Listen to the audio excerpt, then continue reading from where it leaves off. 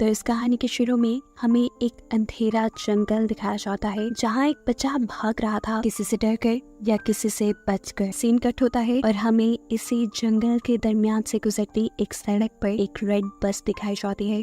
थोड़े ही आगे जाने पर इस बस को एक दरख्त की वजह से अपना रास्ता ब्लॉक मिलता है, इसलिए इस बस ने एक दूसरा रूट ले लिया।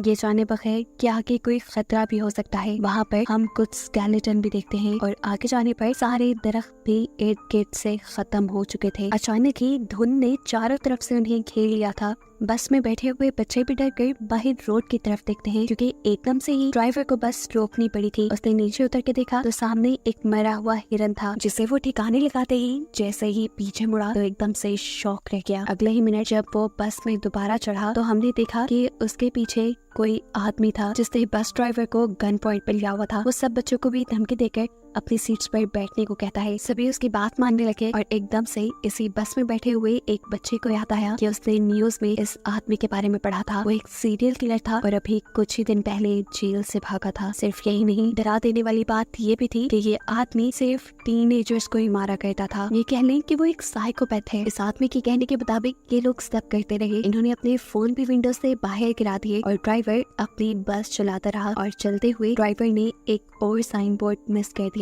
जिस पर लिखा था कि वो एक मिलिट्री के खाली जोन की तरफ बढ़ रही है, यानी एक ऐसा एरिया जहाँ सालों पहले रिसर्च की गई थी, लेकिन अब वहाँ पर कोई इंसान नहीं रहता था। ये एक टनल थी जिसमें इस टाइम बहुत सी लाइट्स चल रही थी और इसी टनल के अंदर एकदम से उनकी बस रुक जाती है। इन्हें मालूम हुआ कि बस का इंजन खराब हो गया है। उस साइकोपैथ किलर को लगा कि ड्राइवर उसके साथ चालाकी कर रहा है, इसीलिए उसने एक बच्ची को गन पॉइंट पे ले लिया और ड्राइवर से कहा, चलो उतरो नीचे और मेरे सामने बस ठीक करो। कोई भी चालाकी करने की कोशिश की तो मैं इस बच्ची को मार डालूंगा। इसी दौरान अचानक इस टनल की लाइट भी चली गई। ये सभी अचानक घबरा गए। एकदम से ही इस अंधेरी टनल में इन्हें खौफनाक आवाजें सुनाई देने लगी। किलर ने ड्राइवर को इशारा किया कि जाओ जाकर देखो वहाँ क्या है। ड्राइवर भी अपनी टॉर्च लेकर आगे बढ़ा। जैसे जैसे वो खूब अंधेरे की तरफ बढ़ता रहा, उसे एक साया दिखाई देने लगा। करीब जाने पर पता चला वो तो एक भयानक दिखने वाला मॉन्स्टर था। ड्राइवर ने डर के चीख मारी और उस मॉन्स्टर ने उसे चेस्ट से पकड़कर मार डाला। अंदर बस में बैठे हुए लोग ये सब कुछ देख रहे थे। वो किलर भी उस लड़की को लेकर जल्दी से बस के अंदर ही आ गया। ये लोग चिल्लाने लगे थे। किलर इन सब से खामोश रहने को कहता है ताकि वो मॉन्स्टर इन्हें देख ना पाए, सुन ना पाए, और तेजी से बस स्टार्ट करने की कोशिश करता है। लेकिन यहाँ पर बस की चाबी नहीं थी। वो तो थी अभी तक ड्राइवर के हाथ में, जिसे वो मॉन्स्टर मार चुका था।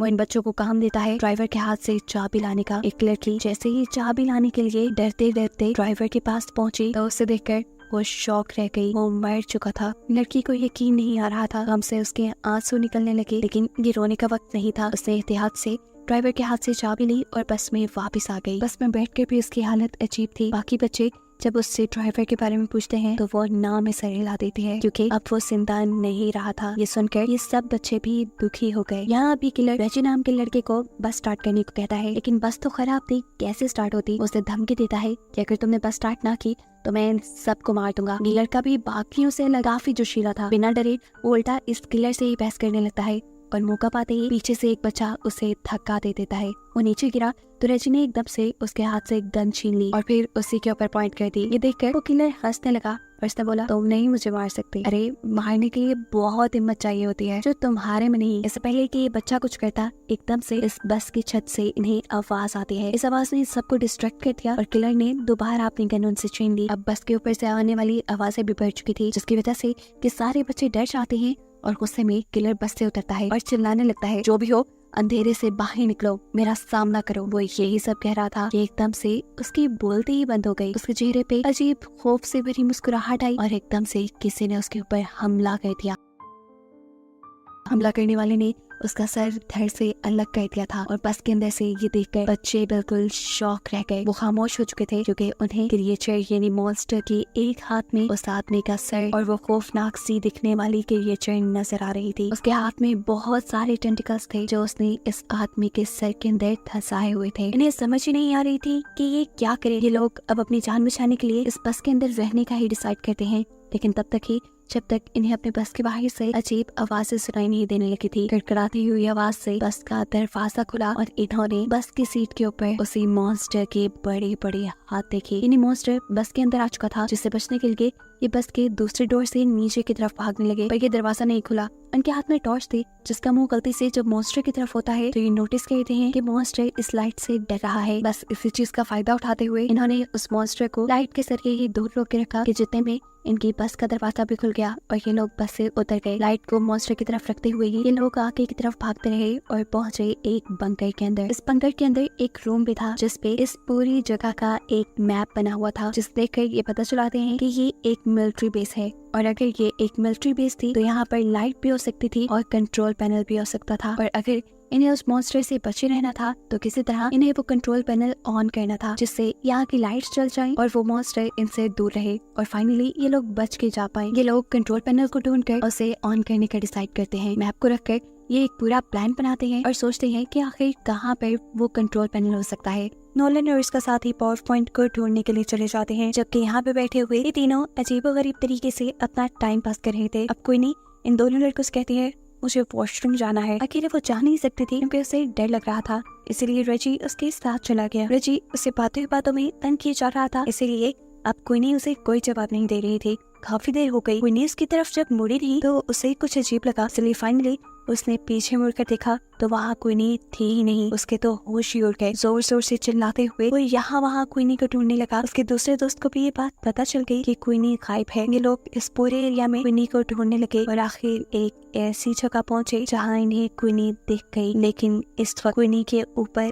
एक मॉन्स्टर था, एक भयानक मॉन्स्टर जो बस क्वीनी को गर्दन पे काट कर खाने ही वाला था। क्वीनी की अपनी हालत तो जैसे बेहोशों की तरह हो गई थी। यहाँ पर रेजी उस मॉन्स्टर को फायर दिखाकर उसे डिस्ट्रैक्ट करता है, जबकि उसका दूसरा दोस्त उसके नीचे से क्वीनी को निकालने में कामयाब हो गया। क्वीनी और वो दोनों तेजी से आगे की तरफ बचकर भागने लग जाते हैं। ये सोचे बगैर कि रेजी तो उनके पीछे है ही नहीं। असल में लड़की के हाथ से मिसाल इस मॉन्स्टर ने गिरा दी थी और वो नीचे पानी में गिर कर बुझ गई और अब मॉन्स्टर बस उसके ऊपर हमला करने ही वाला था। उसके मुंह से अजीब सी चीजें निकल कर रेजी के मुंह पे गिर जाती हैं और ये खून था। क्वीनी और उसके दोस्त ने आकर जब रेजी को देखा तो उनके होश ही उड़ गए। ये लोग तो अब कुछ कर भी नहीं सकते थे और इससे पहले कि ये मॉन्स्टर रेजी को खा जाता एकदम से यहाँ लाइट आ जाती है, जिसकी वजह से मॉन्स्टर डर कर रेजी को छोड़कर चला जाता है और ये लोग समझ जाते हैं कि इनके दोस्तों को आखिर जनरेटर मिल ही गया। यहाँ नोलन और उसके साथी जिन्होंने ये जनरेटर ढूंढकर ऑन किया था उन्हें ही पास में एक कमरा मिला जिसमें एक डेड बॉडी पड़ी हुई थी और साथ ही बहुत सारी पिक्चर और नोट्स भी थे। इन नोट्स में सिर्फ इसी क्रिएचर के बारे में इंफॉर्मेशन थी। ऐसा लग रहा था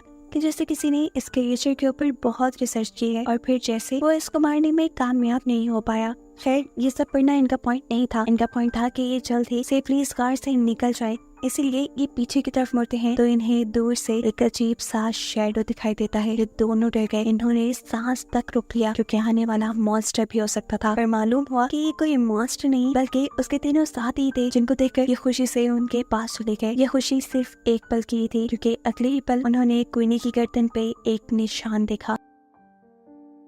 वो जख्म था, बहुत गहरा जख्म जिसके अंदर से खून निकल रहा था। ये उस मॉन्स्टर के काटने की वजह से हुआ था। ऐसा भी हो सकता था कि अब क्वीनी इन्फेक्टेड होकर उस मॉन्स्टर में बदल जाए। उनमें से कहता है कि शायद हमें क्वीनी को साथ नहीं रखना चाहिए, लेकिन ये लोग ऐसा नहीं करते। ये क्वीनी को साथ ही रखते हैं। उसके साथ आके क्या होने वाला है इस चीज की इन्फॉर्मेशन लेने के लिए ये दोबारा उसी कमरे में जाते हैं जहाँ पहले उन्हें बहुत से नोट्स मिले थे उस मॉन्स्टर के बारे में। वहाँ पड़े हुए बहुत से नोट्स में से वो एक नोटबुक उठाते हैं और उसे पढ़ना शुरू करते हैं। ये एक लड़के की कहानी थी जिसे अपनी बहन के साथ नई नई जगहों को एक्सप्लोर करना बहुत अच्छा लगता था। पर ऐसे ही ये लोग एक दिन एक्सप्लोर करते करते इस मिलिट्री बेस तक आ गए। वो लड़का जिसने ये कहानी लिखी थी वो यहाँ के मैप को गौर से देखता रहा और पीछे ही रह गया, जबकि उसकी बहन आगे आगे बढ़ती रही और एकदम से वो शॉक हो गई जैसे उसे टनल के अंदर कोई अजीब चीज नजर आई हो। पीछे जो उसका भाई खड़ा था वो जैसे ही उसकी तरफ देखता है तो अब बहुत देर हो चुकी थी। टनल के अंदर से चीखने चिल्लाने की आवाज आ रही थी। इससे वो खुद भी डर गया और अंदर जाकर अपनी बहन को बचाने के बजाय वो जंगल की तरफ भागने लगा ताकि वो अपनी जान बचाकर यहाँ से जा सके। ये वही सीन है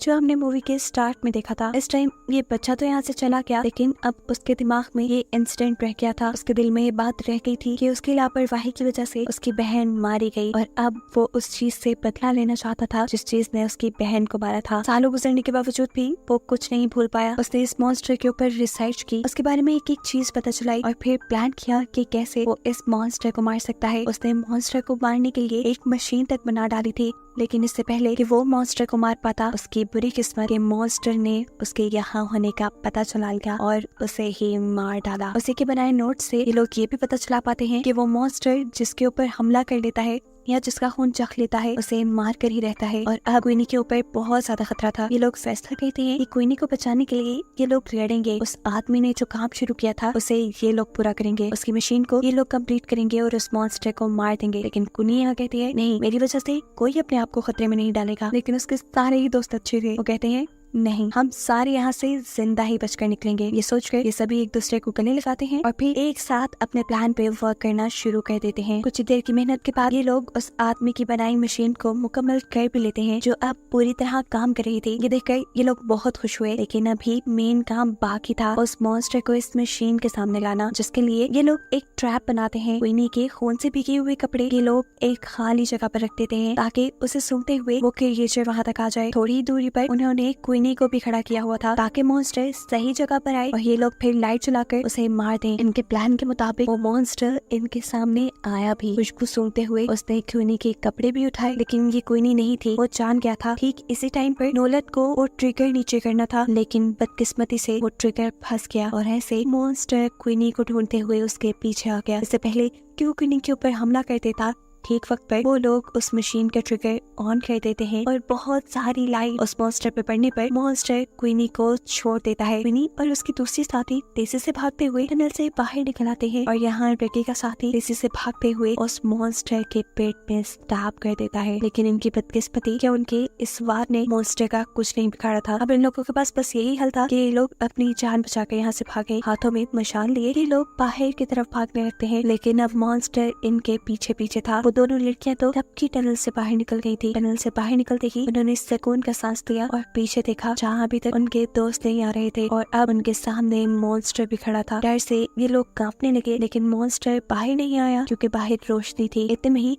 पीछे हम उन तीनों लड़कों को भी देखते हैं जो अब इस मॉन्स्टर के करीब आकर पीछे से उसे आग लगाकर टनल से बाहर आ गए। वो मॉन्स्टर आग में जल गया और फाइनली इनका प्लान सक्सेसफुल रहा। इन्होंने उस मॉन्स्टर को मार दिया था। इन सब की जान बच गई थी, ना सिर्फ अपने लिए, इन्होंने यहाँ आने वाले आगे सभी लोगों के लिए खतरा खत्म कर दिया था। इसीलिए ये बहुत खुश थे। कहानी के आखिरी सीन में ये बच्चे अपने ड्राइवर को याद करते हैं जिसने इनसे एक पहेली पूछी थी कि वो ऐसी क्या चीज है जो हर मुसीबत से हमें बाहर निकाल देती है। उस टाइम तो इन्हें इस पहेली का जवाब नहीं आया था, लेकिन अब ये लोग समझ गए थे कि वो चीज हिम्मत है जो किसी भी इंसान को किसी भी मुश्किल से बाहर निकाल देती है। मरते हुए भी ड्राइवर इन्हें बहुत बड़ा सबक दे चुका था जो इनकी लाइफ में बहुत काम आने वाला था। और बस यही बताते हुए ये कहानी यहाँ खत्म हो जाती है।